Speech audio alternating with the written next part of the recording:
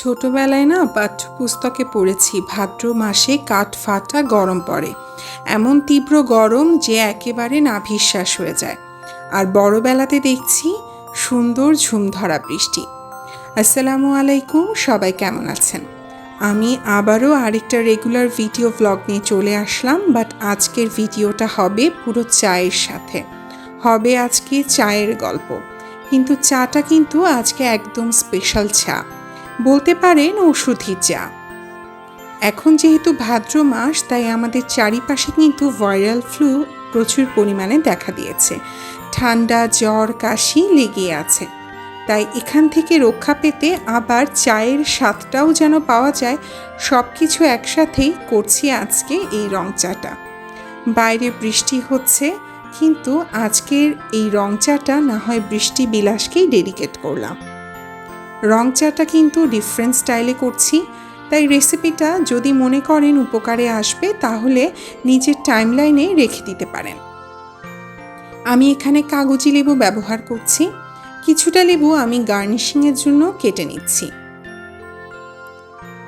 আদা চা বা রং চা অনেকেই খান, বাট বিভিন্ন ধরনের মশলা ব্যবহার করে এই চাটা খেতে কিন্তু দারুণ লাগে।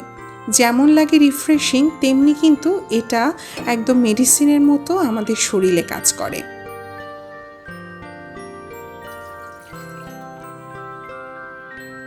আসলে সারাটা দিন চা কিন্তু আমাদের প্রচণ্ড এনার্জি দেয়। আমি আসলে মেইনলি দুধ চা প্রেমী। আমার দুধ চাটা খেতে বেশি ভালো লাগে। তারপরও মাঝে মধ্যে রং চাটাও কিন্তু মন্দ হয় না। গল্পে গল্পে কিন্তু আমি গরম পানির মধ্যে আদা কুচিগুলো দিয়ে দিলাম। এখন আদা কুচিটা গরম পানির মধ্যে খুব সুন্দর করে ফুটে উঠবে। এখন দিয়ে দেব এক ফালি তেজপাতা। কয়েক ধরনের মশলা দিয়ে কিন্তু এই রং চাটা আমি তৈরি করি। দিয়ে দিলাম 2 কুচি লবঙ্গ। আগেই বলেছি রং চাটা কিন্তু ওষুধের মতো কাজ করে। আমার কিন্তু এখানে আদা, তেজপাতা, লবঙ্গ ফুটে উঠেছে। এখন এর মধ্যে খুবই সামান্য পরিমাণে আমি চা পাতি দিয়ে নিচ্ছি, খুবই সামান্য। আরেকটা জিনিস কি জানেন, রং চায়ের কালারটা হবে এমন যেটা দেখে আপনার খেতে ইচ্ছে করবে। তুর্কিশে আপনি যদি রং চায়ের কালারটা দেখেন তাহলে সেটা হচ্ছে হালকা একটা মেহেদি কালার বা অরেঞ্জ কালার। আমিও রং চাটা সেই কালারেরই করার চেষ্টা করি। আমি এখানে কিন্তু স্বাদ মতো চিনিও দিয়ে দিয়েছি। এখন শুধু এটা ফুটে উঠবে। আমার রান্নাঘরের মানি প্ল্যান্ট কেমন হয়েছে বলুন তো? যদিও তেমন যত্ন নিতে পারছি না, আশা করছি যত্ন নিলে আরও অনেক সুন্দর বেড়ে উঠবে। গল্পে গল্পে কিন্তু আমার চাটা খুব সুন্দর একটা লিকার ছেড়ে দিয়েছে। কালারটা কিন্তু সেই হয়েছে, তাই না বলুন? আর দেরি না করে চলুন এবার ঝটপট বাকি কাজটা সেরে নিই। ধরুন রং চা খাবেন।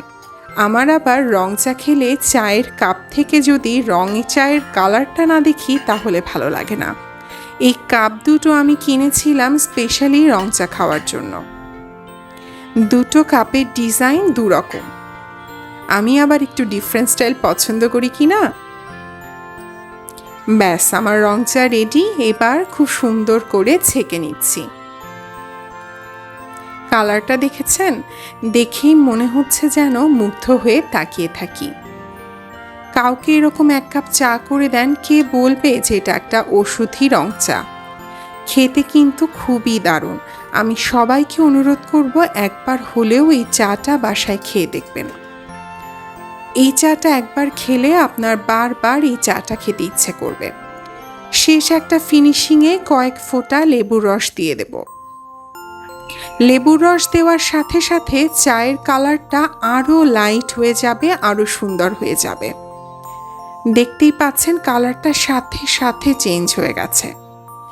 এরপর এর সাথে দিয়ে দেব হচ্ছে 1 ফালি করে লেবু।